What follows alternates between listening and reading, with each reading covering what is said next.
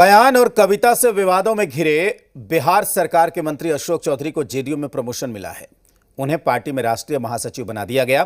दरअसल हाल ही में अशोक चौधरी पार्टी नेतृत्व से नाराज दिखे। उन्होंने सोशल मीडिया पर पोस्ट के जरिए इशारों में तंज करना शुरू कर दिया।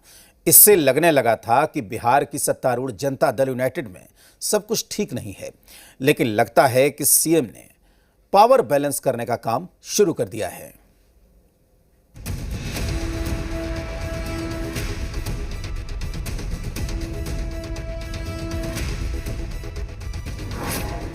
पहले कविता पर विवाद, फिर नीतीश से मुलाकात और अब मिला प्रमोशन।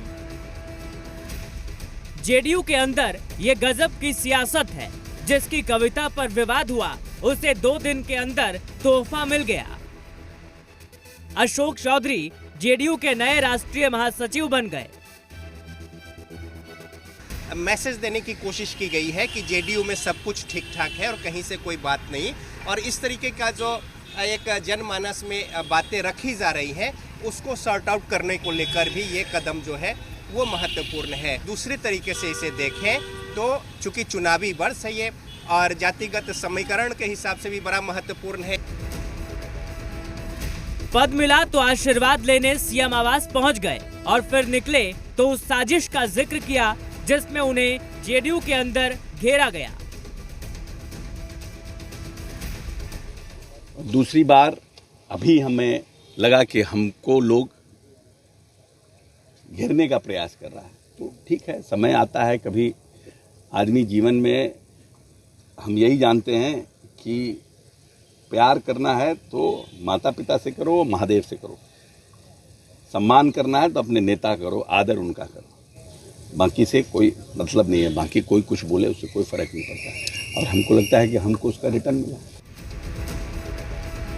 अब सवाल उठता है कि अशोक चौधरी के खिलाफ जेडीयू में कौन साजिश रच रहा है, या फिर सही टाइम पर अशोक चौधरी ने कविता से चौका मार दिया। पब्लिक डोमेन में जिस तरह से उन्होंने माननीय मुख्यमंत्री नीतीश कुमार जी के संबंध में बातें कही थी और जिस तरह से उस पर प्रतिक्रिया नीरज कुमार जी का आया था, अब नीरज जी स्पष्ट करें किस बातों का उनको इनाम दिया गया।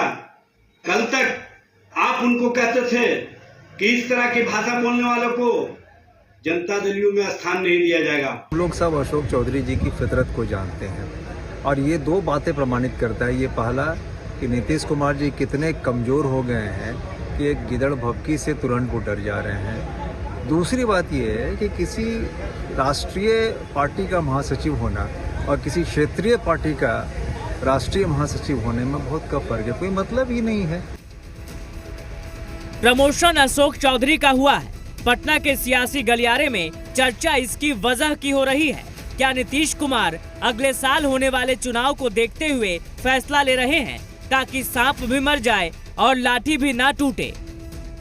दरअसल जेडीयू में कौन कैसी साजिश रच रहा है ये तो अशोक चौधरी बता सकते हैं, लेकिन लाठी न टूटने की जिम्मेदारी नीतीश संभाल रहे हैं, क्योंकि पावर बैलेंस का गेम पार्टी का सर्वमान्य नेता ही खेल सकता है। सियासी तकाजा तो यही कहता है।